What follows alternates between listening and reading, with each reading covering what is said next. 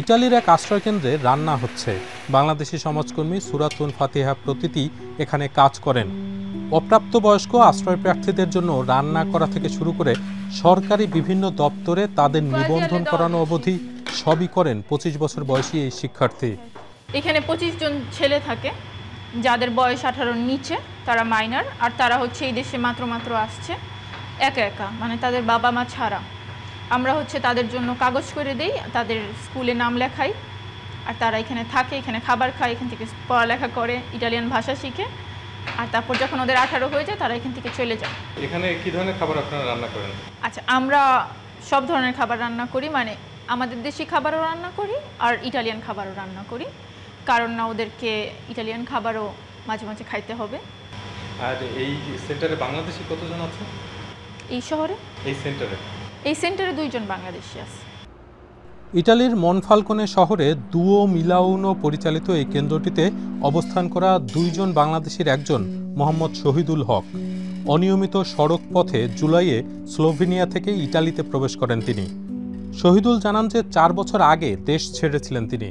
ভারত, পাকিস্তান, তুরস্ক, গ্রিস সহ বেশ কয়েকটি দেশ পাড়ি দিয়ে এখানে এসেছেন তিনি। নিজের বর্তমান বয়স ১৭ বলেও দাবি করেছেন শহীদুল। এখন তো ফ্যামিলি অবস্থা খুবই খারাপ, যেহেতু আমি বড় ফ্যামিলির, আমার আব্বু নাই, আমার মা কাজ করতেছে, আমার বোন কাজ করতেছে, এদের জন্য আসা। মনফালকনের জাহাজ নির্মাণ শিল্পে অনেক বাংলাদেশি নাগরিক কর্মী হিসেবে কাজ করেন। ৩০,০০০ বাসিন্দার শহরটিতে ৭,০০০-এর বেশি বাংলাদেশির বসবাস। সাম্প্রতিক সময়ে এখানে বাংলাদেশিদের নামাজ পড়া, ক্রিকেট খেলা সহ বিভিন্ন বিষয়ের উপর বিধিনিষেধ আরোপ করেছে স্থানীয় কর্তৃপক্ষ। প্রতীতি ২০০৮ সালে ইটালি এসেছেন। ত্রিয়েস্তে বিশ্ববিদ্যালয়ে উচ্চশিক্ষার পাশাপাশি সমাজকর্মী হিসেবে কাজ করেন তিনি।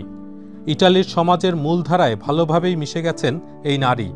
তবে সামগ্রিকভাবে বাংলাদেশি এবং ইটালীয়দের মধ্যে যোগাযোগের ঘাটতি দেখেন তিনি। মনফালকনের সাধারণ মানুষরা দুই ধরনের।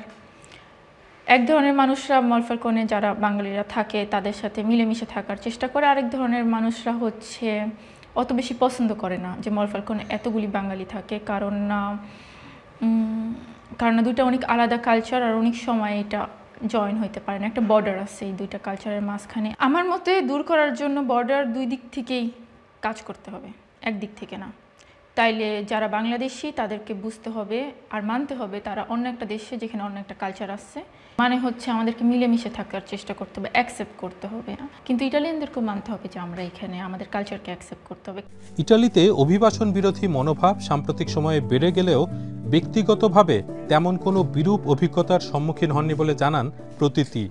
আমি নিজেকে ইটালিয়ান ফিল করি, একটু বেশি ইটালিয়ান ফিল করি, একটু কম বাংলাদেশি ফিল করি, কারণ আমি বুঝতে পারি যে আমার ফ্রেন্ডস সার্কেল ইটালিয়ান। আমার খানার স্টাইল, যদিও আমি সব খাবার খাই না কারণ আমি মুসলিম, কিন্তু তাও আমার খাবার স্টাইল হচ্ছে ইটালিয়ানদের মতো।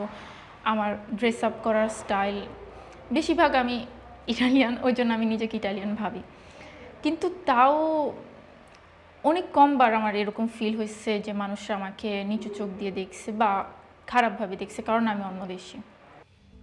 পড়াশোনার পাশাপাশি আপাতত বাংলাদেশ সহ বিভিন্ন দেশের অপ্রাপ্তবয়স্ক আশ্রয়প্রার্থীদেরকে সহায়তার কাজ অব্যাহত রাখতে চান সুরাতুন ফাতিহা প্রতীতি। আর এই কাজের গুরুত্ব তিনি ভালোই বোঝেন, কেননা ইউরোপের দেশটিতে বাংলাদেশিদের আগমনের স্রোত থামার কোনো লক্ষণ নেই। যদিও দেশটির কট্টর ডানপন্থী সরকার নানাভাবে চেষ্টা করছে এই স্রোত থামানোর।